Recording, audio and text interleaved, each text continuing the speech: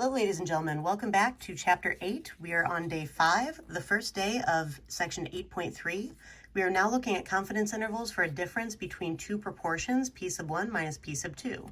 By the end of this lesson, you will be able to determine whether the conditions are met for constructing a confidence interval about a difference between two proportions, and you will also be able to construct and interpret a confidence interval for a difference between two proportions.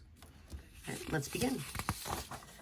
So 8.3, Day 1, confidence intervals for a difference between two proportions. And you can read much of this information on pages 567 to 570. Now, what is the name of the procedure we use when calculating a confidence interval for a difference of two proportions? Because we're dealing with two different proportions, generally those come from two populations or two treatment groups, so we refer to this generally as a two-sample. Now, z-interval, z is referring to the critical value that we're using. So two-sample z-interval, interval for an estimate, for p sub 1 minus p sub 2, or however you happen to define these two proportions. All right, you want to be consistent. If you use letters for your subscripts, then use the letters. If you use more numbers than this for your subscripts, then use those numbers. You'll be able to see that in our upcoming example. Now, what are the random 10% and large counts conditions? Well, they're the same thing basically that we did in our previous lessons for one sample z-intervals. For two sample z-intervals, you basically just do it twice. So for random, the data needs to come from independent random samples or two groups in a randomized experiment. So you either need to know that the data came from two independent random samples, or you need to see appropriate randomization of two treatment groups to be able to state that the random condition has been met. Now, when the data comes from independent random samples, if you're sampling without replacement, then you have to also check your 10% condition.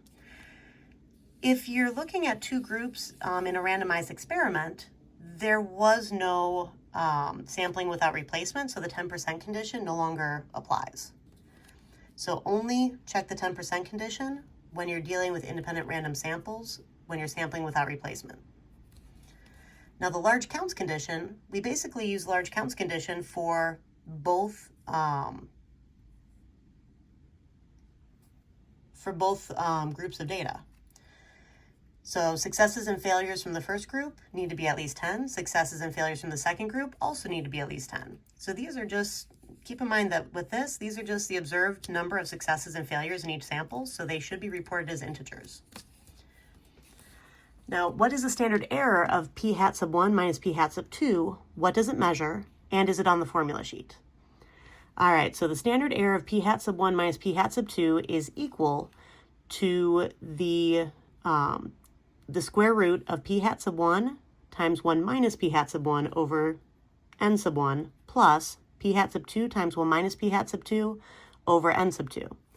Now, the reason that this works is that we basically took our original standard error of our statistic, which would have just been p hat times 1 minus p hat over n, the square root of that whole thing. If you square that, you have the fraction without the square root sign around it. And when we were combining independent random variables, whenever we had to combine the standard deviations, which the standard error is an estimate of the standard deviation, we would have to square those first to get the variance and then add them together. This fraction inside the square root is the standard deviation of the statistic from the first sampling distribution squared. This second fraction is the standard deviation from the second sampling distribution quantity squared. If you add those together, you have added variances, and then we have to take the square root of that entire answer in order to go back to standard deviation, or in this case, its estimate, the standard error. That's why both fractions are within the square root sign with the plus sign between them, and why that square root sign has to go around everything. Right. Let me know in class if you want to see this actually derived. Now, what this measures is how far the estimated difference in proportions typically varies from the true difference in the proportions. So we're looking at the combined sampling distribution of the difference of sample proportions. Now, is this formula on the formula sheet? Yes, but it appears as S sub p hat sub 1 minus p hat sub 2 instead of SE.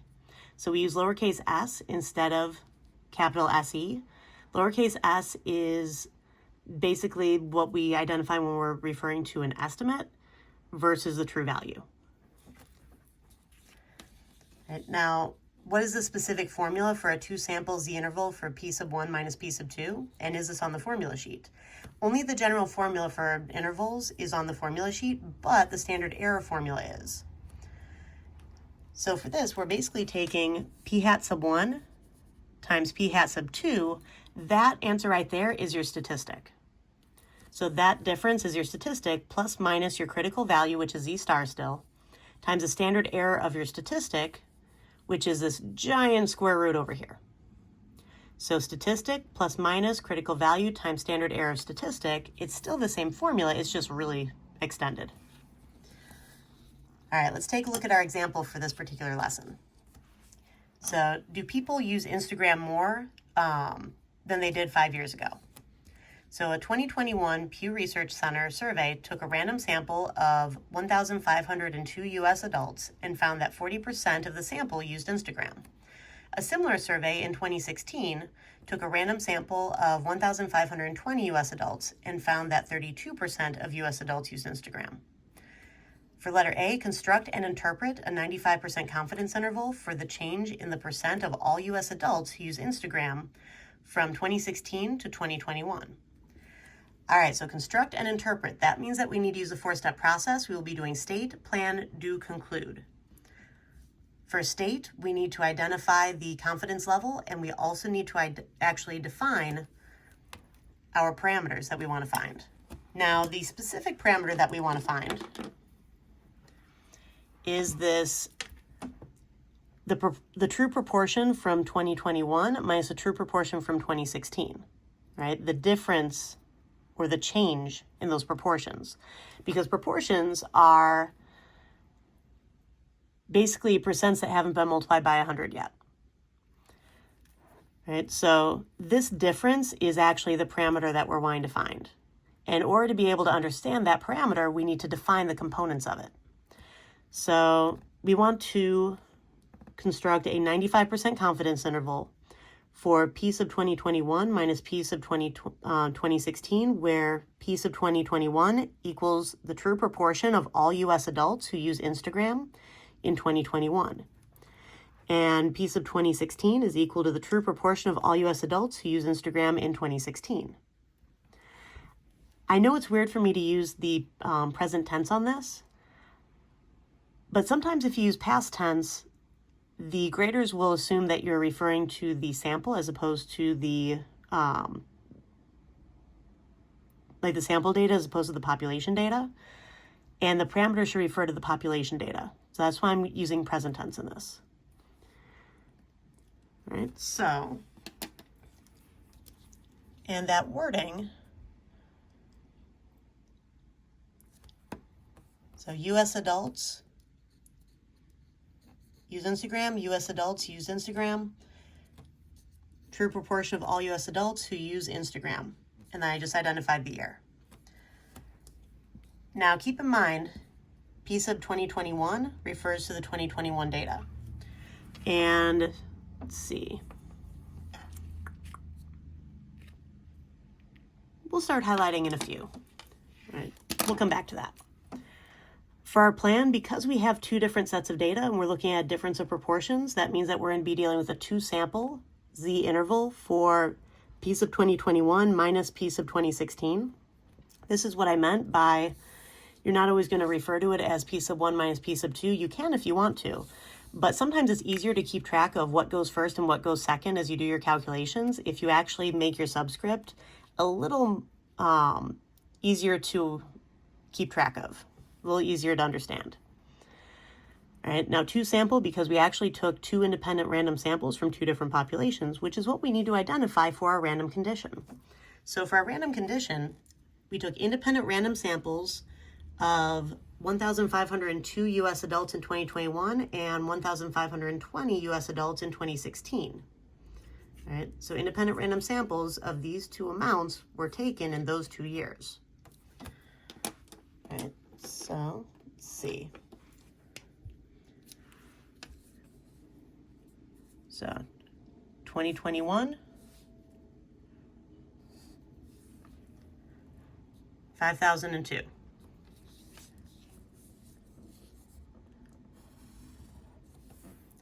$5,002 in 2021.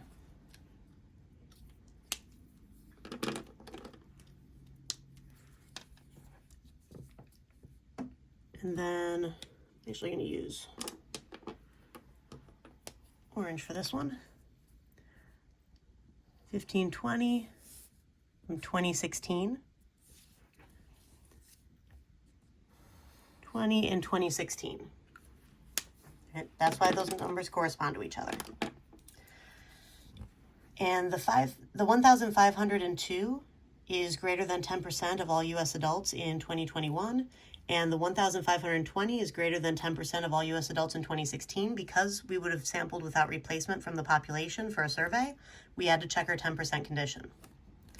Now, the large counts condition, we have to make sure that our successes and failures are both at least 10.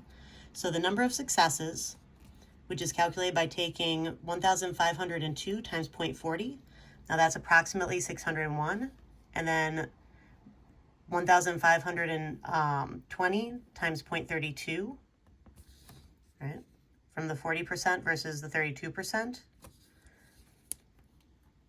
right, gives us 486. So these are the two numbers for our successes from the two different samples. Both of those are at least 10. And then the failures, if I take 1 minus the 0.40, that's how I'm getting 0.60. So my sample size from 2021 times the 0.60, my failure rate, gives me about 901 people who are not using Instagram. And then 1,520, my sample size from 2016, times my failure rate from 2016. Again, I took 1 minus 0.32 to equal 0.68. Multiply this. This gives you about 1,021 for failures. So my successes and my failures are all at least 10. All right, that checks out that the large counts condition has been met.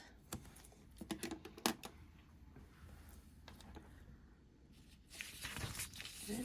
Now, let's see. And I'm going to use, I need more highlighters. I'm running out of highlighters. All right, so I'm going to use 40% with the blue. So that was my 0.40 down here. And then the 32% from 2016 was my 0.32 over here.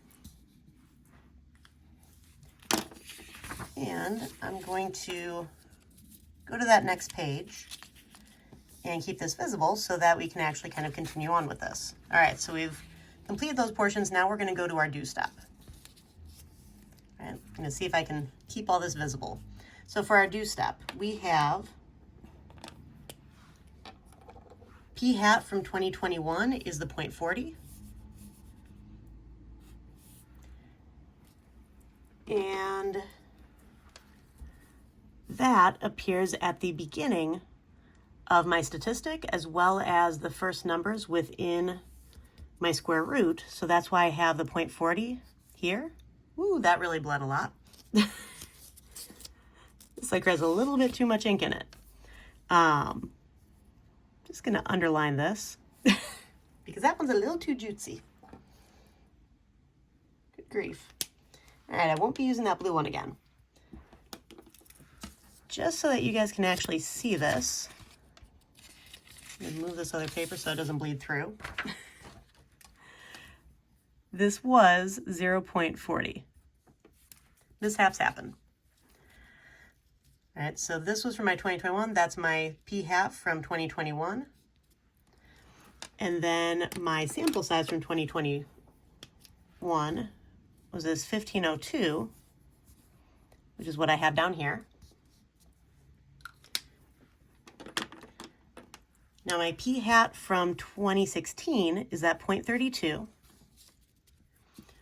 which is the second part of my subtraction, and it's also what filled into the second fraction in my calculation for my standard error formula.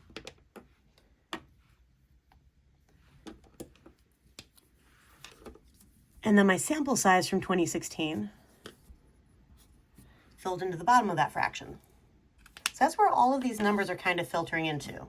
The numbers from 2021, first part of my parameter, or first part of my statistic estimating my parameter. And then, yeah, that thing really spread.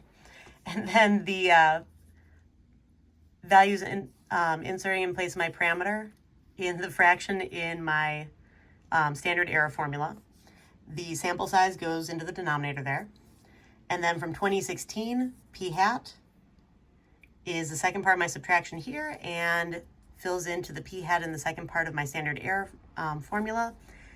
Sample size from 2016 fills in the denominator there. The only thing that I have left to fill in is z star. Now for z star, I again need to use the inverse norm. My confidence level was 95%, so my central area was 0.95.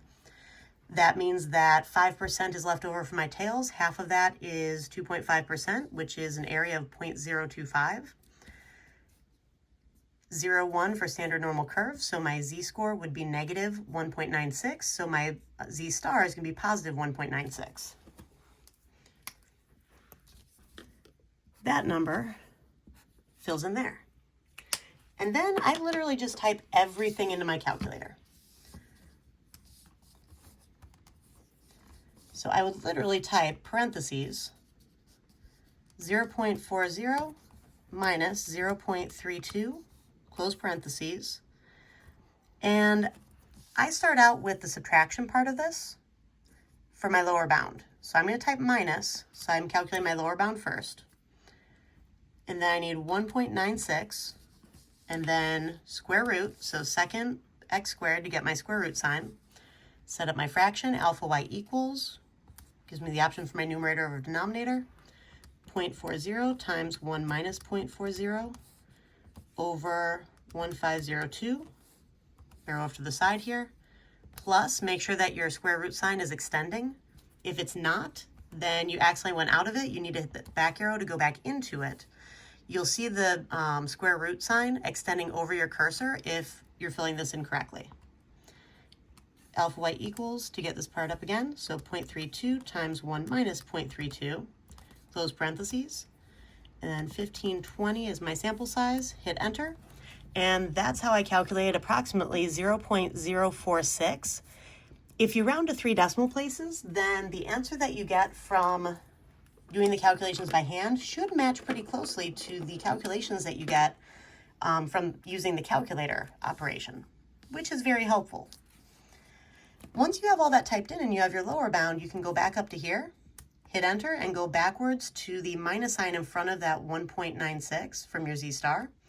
And just, with your cursor blinking right on top of it, just change to plus, right? Hit enter, and that's how I found my upper bound of 0.114. Now if I enter that into the 2-prop z interval, so 2 proportion z interval,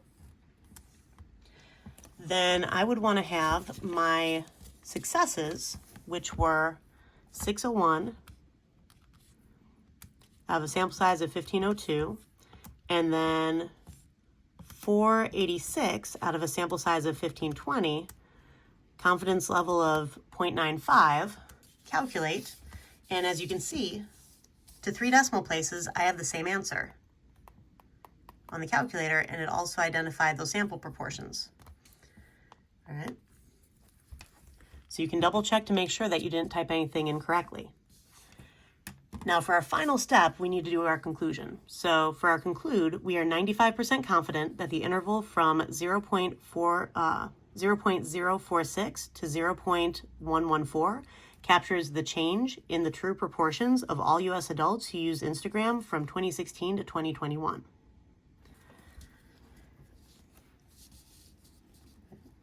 Now, for letter B, based on this interval in part A, is there convincing evidence that the proportion of U.S. adults who use Instagram has increased from 2016 to 2021? Justify your answer. Now, what we really find convincing evidence of, or fail to find convincing evidence of, is usually whether or not there's a difference between the two proportions. And If there's no difference, then the difference of proportions will be 0. So if 0 is a plausible value, if it's within the interval, then we have no difference. If 0 is not in the interval, then we have convincing evidence of a difference. And in this case, 0 is not part of our interval. It's actually below our interval.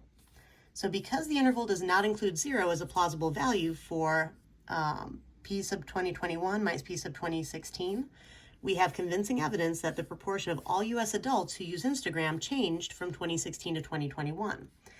Also, since all of the plausible values of p sub 2021 minus p sub 2016 are positive, greater than 0, the interval also suggests that the proportion of all US adults who use Instagram increased from 2016 to 2021. All right, so having all positive values be plausible for the interval, actually having only positive values for our plausible values of our interval, is why this suggests that there actually was an increase in the proportion of adults who use Instagram between the starting year to the ending year. All right. Try this homework assignment, and I will see you in class.